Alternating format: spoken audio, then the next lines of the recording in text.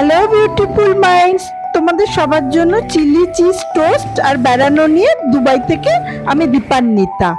City ওয়াকে গিয়ে চায়ের সাথে এই টোস্টটা খেয়েছিলাম, খুব ভালো লেগেছিল, তাই তোমাদের সাথে বানাই। টোস্ট তো লাগবেই, পাউরুটি নিয়েছি আমি, ব্রাউন ব্রেড বা মাল্টিগ্রেন ব্রেড দিয়ে বানাই, চাইলে স্যান্ডউইচ ব্রেড দিয়েও বানাতে পারো। চিজ লাগবে, মজারেলা চিজ নিয়েছি, আর লাগবে অবশ্যই সসটা ওরা ডায়নামাইট সস ইউজ করেছিল, আমার কাছে বাড়িতে নেই এখন, আমি তাই চিলি গার্লিক সস আর মেয়োনিজ দিয়ে সসটা বানিয়ে নিচ্ছি। দোকানে খেয়ে মনে হয়েছিল ইটালিয়ান ডিশের ওপর ইন্ডিয়ান মেকআপ টাচ। আর চিলি ফ্লেক্স, চিলি তো আছেই, চিলি ফ্লেক্স আর কিছুটা মাখন লাগবে পাউরুটিটা টোস্ট করার জন্য। তোমরা চাইলে এটা ওভেনেও করতে পারো, আমি অবশ্য তাওয়াতে গ্যাসেই করব। ঝুরি ভাজাটা অবশ্যই খুব ইম্পর্টেন্ট। দাঁড়াও, হ্যাঁ বেশ মুচমুচে আছে, এটাই দিই। একদম ভালো। আর যেগুলো লাগবে আমি পরে দেখাচ্ছি এক এক করে। শুরু করি আগে, চলো। পাউরুটিগুলো 3 কোনা করে কেটে নি মাঝখান দিয়ে। বললাম তোমরা চাইলে স্যান্ডউইচ ব্রেড ইউজ করতে পারো। আমি গ্যাসে ওভেনে করছি, প্যান বসিয়ে ওর মধ্যে 1 টেবিল স্পুন মাখন, সেইটা দিয়ে পাউরুটিগুলো এপাশ ওপাশ টোস্ট করে নেব। তোমরা চাইলে অবশ্যই এটা ওভেনে করতে পারো।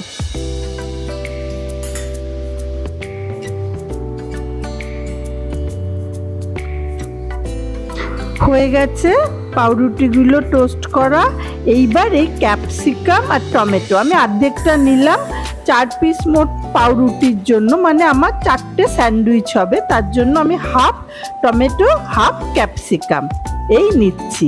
বাটিতে 1 কাপ মজারেলা চিজ টুকরো করা, অর্ধেকটা টমেটো আর অর্ধেকটা ক্যাপসিকাম নিলাম।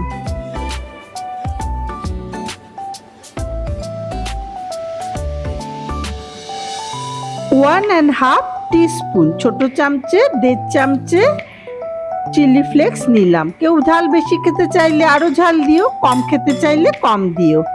এইগুলো এবার পাউরুটিগুলোর ওপরে দিয়ে কিছুক্ষণ তাওয়াতে গরম করে নেব, সেকে নেব। একটু ঢাকা দিতে পারো, চিজগুলো একটু গলে গলে যাবে। হয়ে গেছে, এগুলো একটু নামিয়ে নিই। নামিয়ে এবার আমি একটু মাইক্রো ওভেনে অল্প কিছুক্ষণ দিয়ে চিজগুলো গলিয়ে নেব।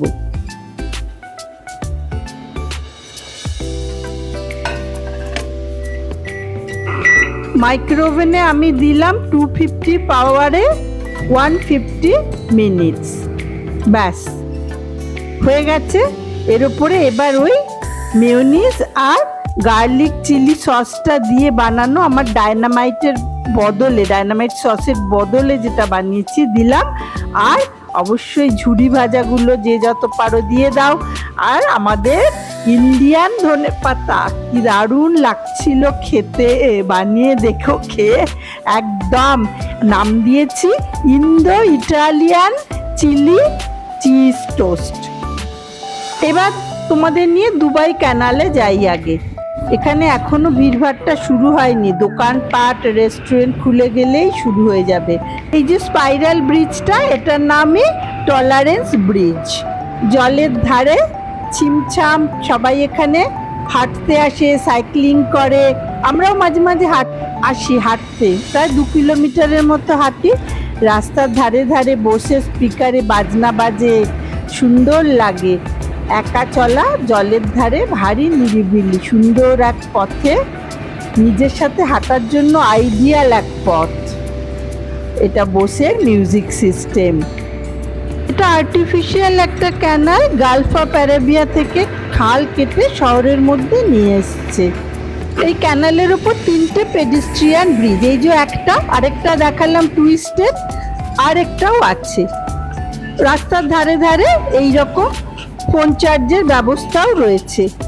3টে পেডিস্ট্রিয়ান ব্রিজ ছাড়া 3টে গাড়ি চলাচলের ব্রিজ রয়েছে। এই ক্যানালের মধ্যে ক্রুজ যায়, মিনিমাম 35 দিরাম। কাটামিরানো যায়। আর এই যে ব্রিজটা ক্যানালের ওপাশে চলে গেছে, এটা পেডিস্ট্রিয়ান ব্রিজ। লিফটে করে ওঠা যায়, আমরা লিফটে করে ওপরে উঠি। এইটা হচ্ছে ক্যাটামিরান। হেঁটেও অবশ্য ওঠা যায়। এই ক্যানালের এখানে এলে মন যেমন ভালো হয়ে যায়, মন খারাপও হয়ে যায়। কেন খারাপ হয় সেই গল্পটা বলছি, দাঁড়াও। ক্যানালটা তৈরি শুরু হয়েছিল 2013-তে, ওপেন করে 2016-তে।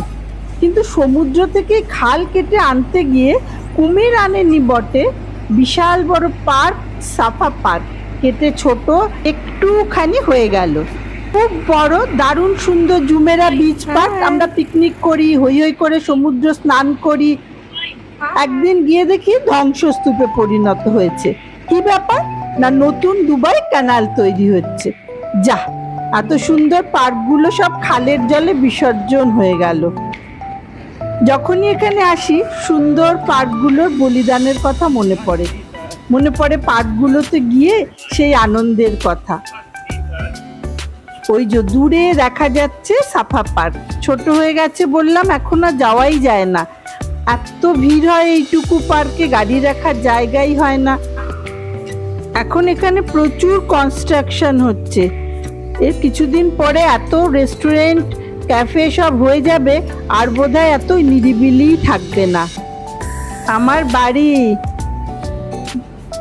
দেখো, এটা আমার ড্রয়িং রুম। তোমাদের সবার নেমন্তন্ন রইল। এখানে আরাম করে বসে শীতের সময় আগুন পোয়াতে পারো। ছোট্ট একটা জলের ব্যবস্থাও রয়েছে, ওয়াটার বডি, ড্রয়িং রুমের মধ্যে। আর এখান থেকে এইরকম একটা সিনারি ভাবো। না না, এটা আমার বাড়িও নয়, ড্রয়িং রুমও নয়। এখানে নাকি এরম সব অ্যাপার্টমেন্ট বানাবে। সামনে দিয়ে এই যে জল বয়ে চলেছে, এর মধ্যেই কি আছে আমাদের সেই পার্কগুলোয় গিয়ে হা হা হি হির শব্দগুলো চুপ করে দাঁড়িয়ে শুনবো। 3.2 কিলোমিটার পুরো ওয়াকটা। তার মধ্যে হোটেল, শপিং সেন্টার, রেস্টুরেন্টও আছে ওইদিকে। অ্যারাবিয়ান গালফ থেকে ক্যানালটা নিয়ে গিয়ে ওইদিকে বিজনেস বে দিয়ে দুবাই ক্রিকের সাথে জুড়ে দিয়েছে। এর ফলে হয়েছে কি, দুবাইয়ের মাঝখানটা একটা আইল্যান্ড তৈরি হয়ে গেছে। এইবার এসে গেছে দুবাই সিটি ওয়াকে। এটাও হচ্ছে জুমেরা অঞ্চলে, দুটোই কাছাকাছি, খুব একটা সময় লাগে না একটা জায়গা থেকে আরেকটা জায়গায় যেতে। গাড়ি পার্কিংটা নিচে, আবার পার্ক করে নিচের তলা থেকে ওপরে আসার জন্য সুন্দর সব লিফট রয়েছে। এই যে বিশাল বড় বড় লিফট, সেই লিফটগুলো করে আমরা সিটি ওয়াকের মধ্যে এলাম। এটার নামই হচ্ছে দুবাই সিটি ওয়াক। এটা 2016 ফেব্রুয়ারিতে ওপেন হয়। সুন্দর বড় অনেকখানি জায়গা, হই চই করে সব বাচ্চারা মিলে। তবে আমার মতে দুবাই ওয়াকটা সন্ধেবেলায় বা বিকেলের পর এলে ভালো, কারণ লাইটিংটা দেখার মতো। জলের মধ্যে সুন্দর সব ছায়া পড়েছে আলোর, মাঝখানে একটা বিশাল বড় ওয়াটার বডি, খুব ভাল লাগে। কাছেই হচ্ছে আল সাফা রোড, আল ওয়াসেল রোড, শেখ জায়েদ রোড, খুবই কাছে এখান থেকে।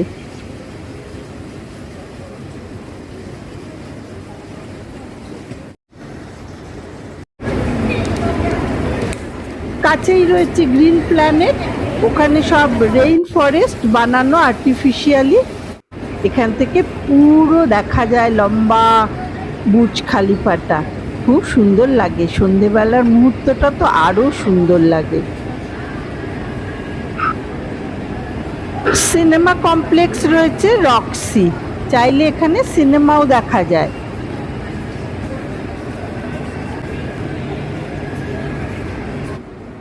সন্ধেবেলার এই সময়টা বাঙালিদের মনটা কেমন চা চা করে, আমাদেরও করে উঠলো। চায়ের সন্ধানে ফিলিতে গেলাম। এইখানেই খেলাম, তোমাদের সাথে যে রেসিপিটা শেয়ার করলাম, চিলি চিজ টোস্ট, খুব ভালো লেগেছিল। আর যে পরিবেশন করলো সেই দীপক তো আবার ওয়েস্ট বেঙ্গলের বাঙালি, তার সঙ্গেও আলাপ হলো। তাকে দেখতে যেমন মিষ্টি, স্বভাবটাও তেমনি মিষ্টি।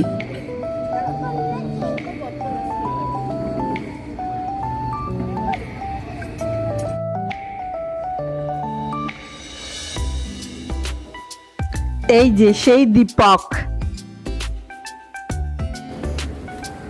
এই গাড়িগুলো কি মজার, বাচ্চারা চড়ে, আমিও বাচ্চা হয়ে চললে পারতাম। চারপাশ আলোয় ঝলমল করে সেজে উঠেছে।